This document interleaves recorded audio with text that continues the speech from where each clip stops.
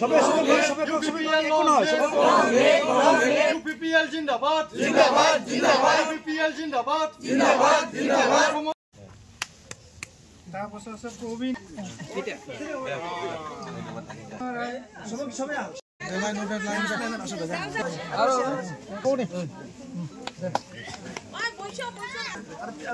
दिनैहाय नैबे सेरफांगुरि देबोरगाव बे रायबस्तियावहाय जोङो मोनसे जयनिं हाबाफारि लादों। दा बेवहाय गासै 30 नखर सिगाङाव बिथांमोनहा BPF आरो गुबुन गुबुन दोलोफोरखौ बिथांमोनहा समर्थन होनानै फैदोंमोन। दा बिथांमोनहा जोंनि प्रमद बर' सार दैदेनबाय थानाय UPPL BJP सरकारनि जे आदर्श नीति बेखौ मोजां मोननानै दिनैहाय जोंनि UPPL दोलोआवहाय जयेन जाफैदों। दा जोङो बिथांमोनखौहाय गोसो गोथारै जों बरायनानै लादों।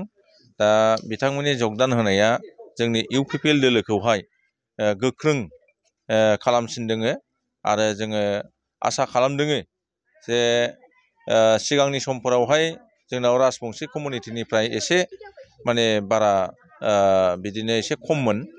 दा दिनैहाय बिथांमोनहा मैयाबो जोङो मोनसे गामियावहाय बिदिनो जयनिं होदों। खोब मोजां रेसपन्स गोसो माने जानानै बिथांमोना फैदों। एबारावहाय सिगाङाव जाबाय एबाराव जों UPPL दोलोखौनो जोङो समर्थन होनानै दतमा समस्तिखौ जेरैखि जाया UPPL नि MCLA जों देरहाहोगोन होननानै बिथांमोना जोंनो खोथा होदों। दा बे हिसाबै फैगौ जे सेप्तेम्बराव जानो गोनां BTC बिसायख'थि बेवहाय दतमा समस्तिनिफ्राय UPPL दोलोआ देरहागोना रोखा जाबाय। सानफा एफा बिदिनो जयनिं हाबाफारि खुंनायखौ नोंथांमोनखौ नुबाय थादों। बिदिनो बहाबाफोर खुंनायाव दंबावो? हाबाफारिया सानफ्रामबो जाबाय थागोन। मैयाबो जादों, दिनैबो आरो गाबोनबो जागोन। आरो स्पेसियेलि जोङो जे पल रेकर्डखौ नायदों जे सिगांनि समफोरावहाय थांनाय 2015 आरो 2020 आवहाय UPPL दोलो हिसाबै बबे जनगोष्ठीनिफ्राय एसे खम मोनदोंमोन। जोङो बेखौ नोजोर होनानै जों खामानि मावदों आरो जों बिथांमोननियावहाय बांसिन हाबदों, रायलायदों। बिथांमोननि दुख सुख, बिथांमोननि सुबिदा असुबिदा बेखौ जों बिथांमोनाव मत बिनिमय खालामदों।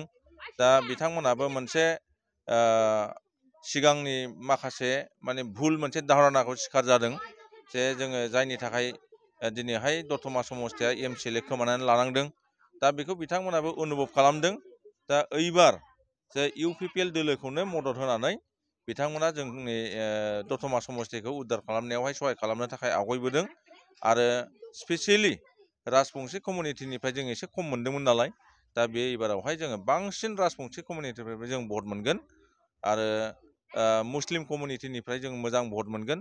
बे मेसेजखौहाय जोंनो दिनैसिम जगाजग जाबाय थादों, फोरमायबाय थादों आरो प्रेक्टिकेलि जे जयनिंनि हाबाफारियाबो सोलिगासिनो दङ। फरायसाफोरनि थाखाय मोनसे फोसावथाय।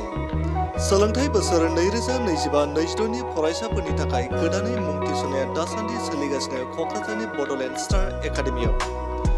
बे एकाडेमियाव थाखो 6 निफ्राय 9 थाखोसिमनि बर' बिजोङाव आरो 10 निफ्राय 12 थाखोनि इंराजि आरो बर' बिजोङाव आर्ट्स, साइन्स आरो कमार्स स्ट्रिमनि मुं थिसननाया सोलिगासिनो।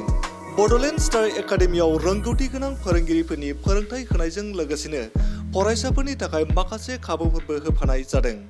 जेरै JEE आरो नीटनि फोरोंथाय होनाय, इंराजि सोलोंथायनि खाबु, जिउ राहा दानायनि सोलोंनाय खाबु, BPL नखरनि थाखाय 20% मुं थिसननायखौ रेहाय होनाय, लोगोसेनो फरायसुला फरायसुलिफोरनि थाखाय आलादा थाग्रा हस्टेलनि खाबुबो होनाय जादों।